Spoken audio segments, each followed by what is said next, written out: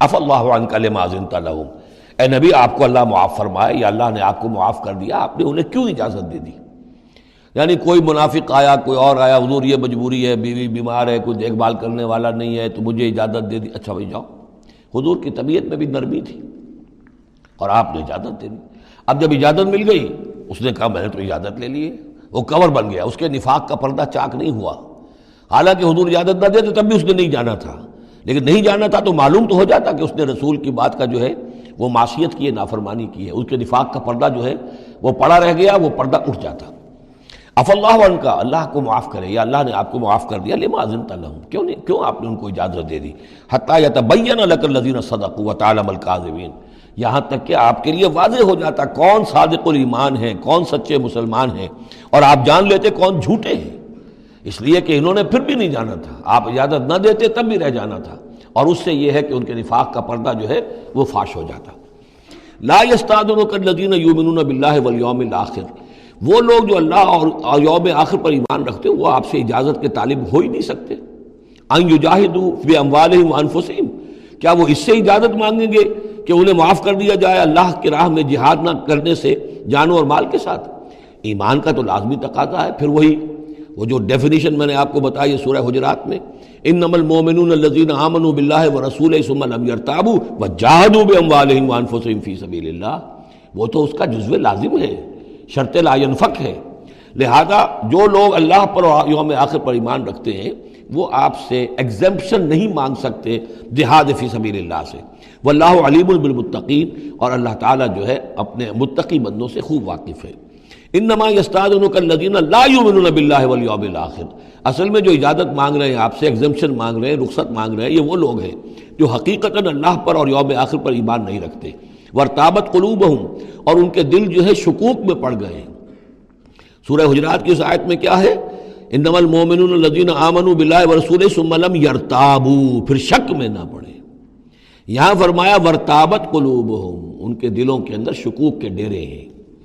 فَهُمْ فِي رَيْبِهِمْ يَتَرَدَّدُونَ، اور وہ اپنے اسی شک و شبے کے اندر بھٹک رہے ہیں۔ تردد بھی یہی ہوتا ہے، تذبذب، تردد، چلوں نہ چلوں، یہ جو متردد ہو جاتا ہے آدمی، کبھی چاہتا ہے چلنا چاہیے بھائی، ورنہ تو یہ کہ اب جو ہے بالکل پردہ فاش ہو جائے گا اور میں منافق قرار دے دیا جاؤں گا۔ اس کے بعد پھر یہ کہ پھر نہیں، کوئی نہ کوئی جھوٹی بہانہ بناؤ، قسم کھا لو۔ وَلَوْ أَرَادُوا الْخُرُوجَ لَأَعَدُّوا لَهُ عُدَّةً، اور اگر انہوں نے نکلنے کا ارادہ کیا ہوتا تو اس کے لیے ساز و سامان فراہم کرتے، جیسے کہ کیا جاتا ہے، آدمی سفر کے لیے تیاری کرتا ہے۔ انہوں نے تیاری نہیں کی۔ وَلَٰكِن كَرِهَ اللَّهُ انبعاثَهُم، تو اللہ تعالیٰ ہی نے ان کا نکلنا پسند نہیں فرمایا۔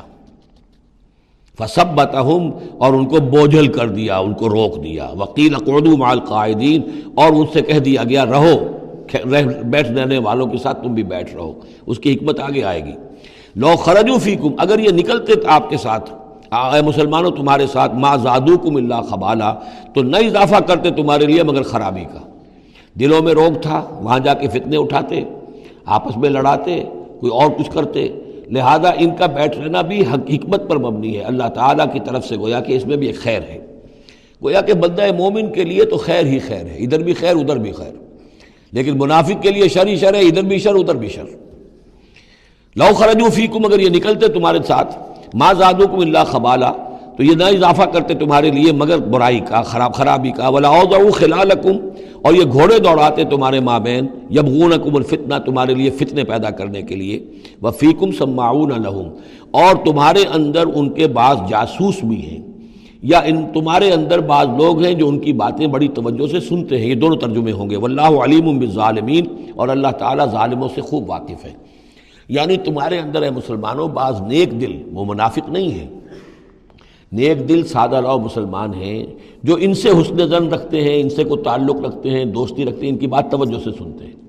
تو اگر یہ ہوتے تمہارے لشکر میں ساتھ اور یہ کوئی فتنہ اٹھاتے تو وہ جو صالح، جو سادہ رو مسلمان تھے، وہ ان کی بات سن کر کسی فتنے میں مبتلا ہو سکتے تھے۔ اور ایک ترجمہ وہ ہے کہ ان میں جاسوس موجود ہیں۔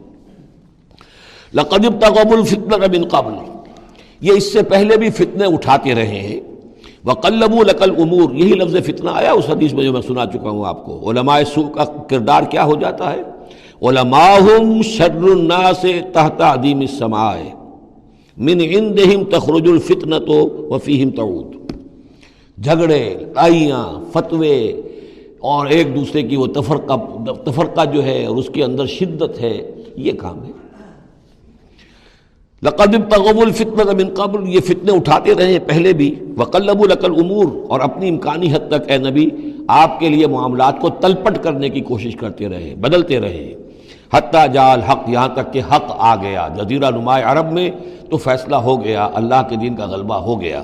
وظہر امر اللہ، اللہ کا امر ظاہر ہو گیا، غالب ہو گیا۔ وہم کارہون، جبکہ انہیں یہ پسند نہیں تھا، یہ تو ابھی چاہتے تھے کہ دین کا غلبہ اس طرح سے نہ ہو۔ ومنہم من یقول اذن لی ولا تفتنی، ان میں سے وہ بھی ہے جو کہتا ہے کہ حضور مجھے اجازت دے دیجئے اور مجھے فتنے میں نہ ڈالیے۔ یہ ایک بہت ہی مردود شخص تھا، جد ابن قیس لعنت اللہ علیہ، یہ منافقین میں سے تھا۔ یہ آیا اور اس نے بڑا استہزاء کا انداز اختیار کیا حضور کے ساتھ، حضور مجھے تو آپ اجازت دے دیجئے۔ کیوں بھائی، کیا معاملہ ہے، کیا مجبوری ہے؟ حضور میں ذرا حسن پرست قسم کا انسان ہوں، اور وہ شام کی طرف آپ جا رہے ہیں، شامی عورتیں بہت خوبصورت ہوتی ہیں، تو میں تو اپنے اوپر قابو نہیں رکھ سکوں گا، میں فتنے میں مبتلا ہو جاؤں گا، تو آپ مجھے فتنے سے بچا لیں۔ وَمِنْهُمْ مَنْ يَقُولُ اذن لِّي وَلَا تَفْتِنِّي، اور ان میں سے وہ بھی ہے جو کہتا ہے کہ مجھے تو اجازت دے دیجئے، ایکسیپٹ کر دیجئے، اور مجھے فتنے میں نہ ڈالیے، میں آپ کے ساتھ جاؤں گا تو فتنے میں پڑ جاؤں گا۔ أَلَا فِي الْفِتْنَةِ سَقَطُوا، آگاہ ہو جاؤ، فتنے میں تو پڑ چکے، اور فتنہ کون سا ہوگا؟ جو بدبخت اس قسم کا معاملہ کر رہا ہے، بدترین فتنے کا شکار تو وہ ہو چکا۔ وَإِنَّ جَهَنَّمَ لَمُحِيطَةٌ بِالْكَافِرِينَ، اور یقیناً جہنم جو ہے ان کافروں کا احاطہ کیے ہوئے ہے۔ ان تصبک حسنۃ تسوء، اے نبی اگر آپ کو کوئی اچھی بات پہنچتی ہے، کوئی فتح ہوتی ہے، کوئی خیر آتا ہے، کوئی اچھی خبر آتی ہے، تسوءہم، انہیں بری لگتی ہے۔ وَإِن تُصِبْكَ مُصِیبَةٌ، اگر کوئی تکلیف آ جاتی ہے، ناگوار پوزیشن، صورتحال، یقولوا قد اخذنا امرنا من قبل، تو کہتے ہیں جی ہم نے تو اپنا معاملہ پہلے ہی درست کر لیا تھا، ہم کوئی بے وقوف تھوڑا ہی ہیں، ان لوگوں کی طریقے سے جو ہے اتنے جو ہے ہم رسک نہیں لیتے، ہم نے پہلے ہی سے اپنی حفاظت کا بندوبست کر لیا تھا۔ یقولوا قد اخذنا امرنا من قبل ویتولوا وهم فرحون، اور وہ پیٹھ پھیرتے ہیں اور بڑے شاداں و فرحاں ہوتے ہیں کہ مسلمانوں پر مصیبت آ گئی اور ہم بچ گئے۔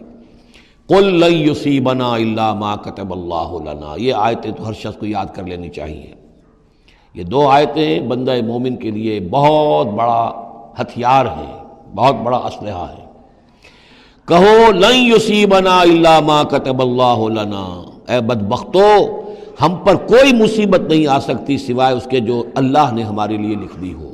ہوا مولانا، وہ ہمارا مولا ہے، اگر اس کی طرف سے تکلیف آ جائے، دوست کی طرف سے تکلیف آ جائے کہ ہرچہ ساقی ما ریخت عین الطافظ، میرا ساقی میرے پیالے میں جو بھی ڈال دے اس کا لطف و کرم ہی ہے، تو اللہ کی طرف سے جو آئے، سر تسلیم خم ہے جو مزاج یار میں آئے۔ نہ شود نصیب دشمن کے شود ہلاک تیغت، سر دوستاں سلامت کے تو خنجر آزمائی۔ اہل ایمان کا تو معاملہ یہ ہونا چاہیے، قل لن یصیبنا الا ما كتب اللہ لنا، ہوا مولانا، وہ ہمارا مولا ہے، اس کے اذن کے بغیر پتہ تک نہیں ہل سکتا، تو ہمیں ڈر کس کا ہو؟ وعلی اللہ فلیتوکل المؤمنون، اور اللہ ہی پر توکل کرنا چاہیے اہل ایمان کو۔ قل هل تربصون بنا الا احدى الحسنیین، ان سے کہو ہمارے بارے میں تم کن چیزوں کا انتظار کر سکتے ہو سوائے دو نہایت عمدہ چیزوں کے۔ یہ حسنیین کیا ہے؟ احسن، احسن افعل و تفضیل ہوا، اس سے مؤنث بنا حسنا، حسنا کا تثنیہ بنا تو حسنیین، دو نہایت احسن صورتوں کے سوا ہمارے لیے تیسری ہے ہی نہیں۔ کیا مطلب؟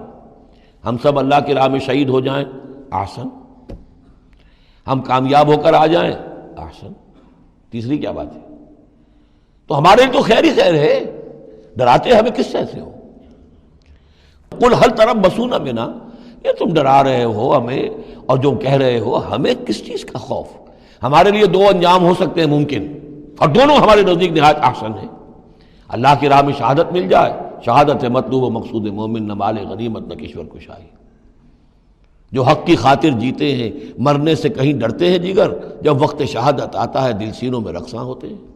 اور اگر ہم کامیاب ہو کر آ گئے تو تم بھی کہو گے کہ بھائی یہ تو بڑی کامیابی، ہمارے لیے تو کامیابی کامیابی ہے۔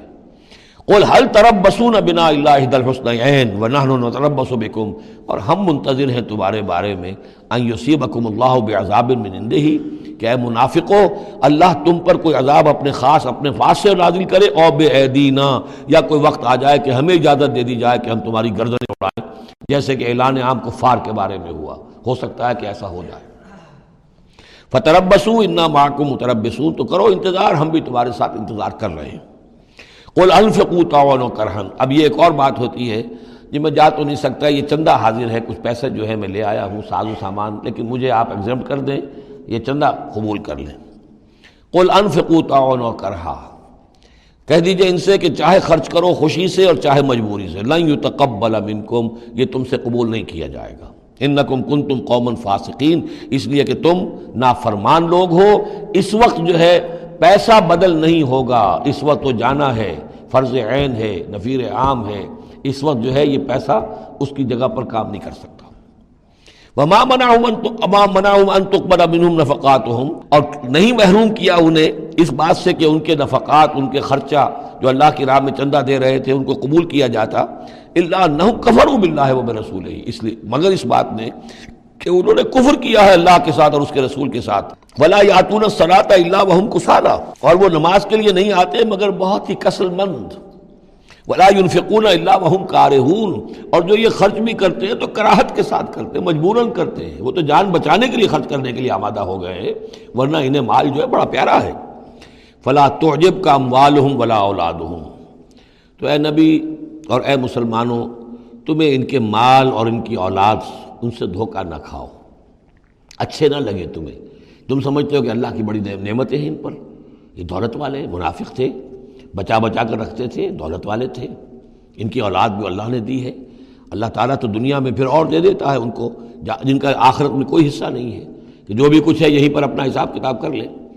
فلا تعجبک، تو تعجب نہ کرو اس کے مال اور اولاد کے بارے میں، بہت سخت الفاظ آ رہے، انما یرید اللہ لیعذبہم بہا فی الحیات الدنیا، اللہ تعالیٰ چاہتا یہ ہے کہ انہی چیزوں کے ذریعے سے انہیں دنیا کی زندگی میں عذاب دے، یہی اولاد سوہان روح بھی بن جاتی ہے، یہی بڑا چہیتا لاڈلا بیٹا جس کے لیے کیا کچھ کیا ہے، اور ہو سکتا ہے کہ وہی جو ہے باپ کے لیے سوہان روح بن جائے، یہی مال و دولت جو ہے وَتَزْهَقَ أَنفُسُهُمْ وَهُمْ كَافِرُونَ، اور اللہ چاہتا ہے کہ ان کی جانیں نکلیں اسی کفر کی حالت میں، وہ لپٹے رہے اسی مال سے اور اپنی اولاد سے اور اپنی دولت سے اور جائیداد سے، اور ان کو آنکھ ان کی کھلنی نصیب نہ ہو، تاکہ اللہ تعالیٰ چاہتا ہے کہ آخری عذاب کے مستحق بن جائیں۔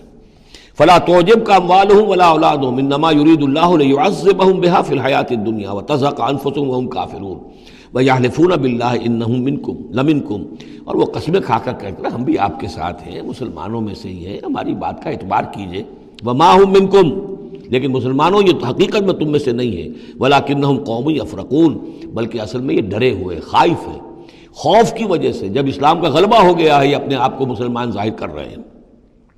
لو یجدون ملجا و مغارات و مدخلا، اگر یہ پالیں کہیں کوئی پناہ کی جگہ یا کوئی غار مغارات اور مدخلا جہاں سر گھسانے کی جگہ ہو، لولوا الیہ وہم یجمعون، تو یہ اسی کی طرف لوٹ جائیں گے اور اپنی رسیاں توڑا لیں گے، جیسے کوئی جانور رسی توڑا کے بھاگتا ہے۔ یہ تو خوف ہے ان کا کہ اب دین غالب آ گیا جزیرہ نما عرب میں، اب جائیں کہاں ہم؟ اگر کوئی جائے پناہ ہوتی ان منافقین کے لیے، کہیں سر گھسانے کی جگہ ہوتی، چھپانے کی جگہ ہوتی، تو یہ بھاگ گئے ہوتے۔